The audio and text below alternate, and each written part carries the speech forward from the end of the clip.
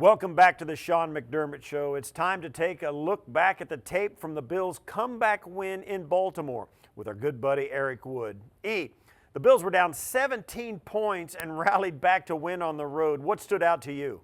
Yeah, all great comebacks are going to be a combination of complimentary football from both sides of the football. Josh, after the game, talked at length about the defense's performance in shutting out the Ravens in the second half. Offensively, mainly because of the rain, the Bills had to find rhythm with that short to intermediate passing game. Josh had a couple good runs himself. Singletary had a couple good ones as well. And then they had that near flawless drive at the end to seal the game. Well, let's start with the touchdown right before half. That's when things kind of turned around as Josh hit Isaiah McKenzie wide open in the flat for a 4-yard touchdown.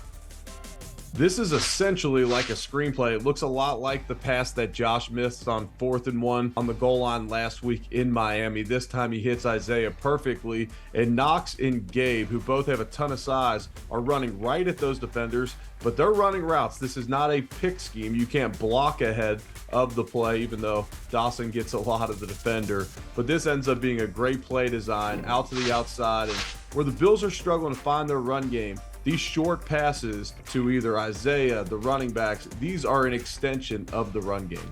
And then on their first drive of the second half, Josh took off on a 20-yard scramble to set up a field goal. Break this one down. Normally we see Josh Allen take off anytime there's man defense and he doesn't have an immediate throw. This is zone defense, and Josh sees a pass rush lane and he takes it. He makes a quick decision here that he doesn't love the route outside, and he's going to take it right up the middle. And on that wet field, it was hard for those guys to adjust on the ball carrier. So Josh Allen gets 20 here, and I love the slide at the end. We talk about that often on Chopping Wood. Way to get down, Josh. Now on their next drive, Josh started it off with a big-time throw to Steph Diggs. This was the longest play of the game, and it went for 23 yards. So we have Stephon Diggs here at the bottom of the screen, and there's off coverage here by Peters. Josh looks left the entire time and just barely glances at Diggs. He has so much confidence in throwing to Stephon Diggs, knowing exactly where he's going to be. And because of the rain and the wet conditions yesterday, this ends up being the biggest play of the game, like you said. Yeah, that play set up a touchdown. Just a few plays later, Josh took this one in himself from 11 yards out, and it tied the game up. This is a play-action concept, and I'm not exactly sure if this is a run play or not. But those receivers at the bottom of the screen, they are not running routes. You essentially either have a one-man route by Gabe Davis or you have a designed run by Josh Allen, but the offensive linemen aren't going down the field like a traditional run. Gabe Davis is completely covered. Josh Allen takes off and does the rest with his legs. We mentioned these offensive ball carriers, whether it's Lamar Jackson, Josh Allen, or whoever is carrying the ball, they got slick towards the end of the game because it was so wet. And here he's able to slip by the defender, get into the end zone for the score.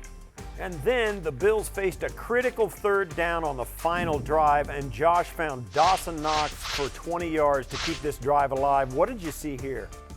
We have a smash concept at the top. Diggs is running the in route. Dawson Knox is running the corner route. Because of the zone coverage, Josh finds the gap. That's going to be the open receiver on this play based upon the coverage, and Dawson gets behind both of them. Josh throws a perfect pass right over the top of the defenders, allows Dawson to get his feet inbounds, pick up the third down, and keep this drive going.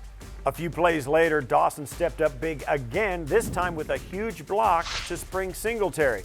This screen went for 16 yards and allowed the Bills to take the clock down and kick the game-winning field goal as time ran out.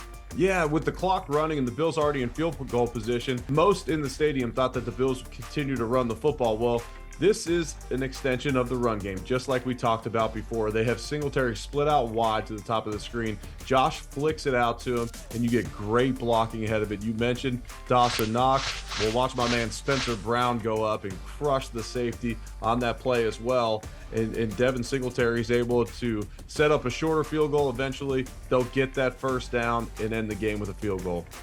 Great stuff as always. Thanks for this, Eric. We'll catch up with you next week to break down the tape from the Bills game against the Steelers. Looking forward to it, Steve.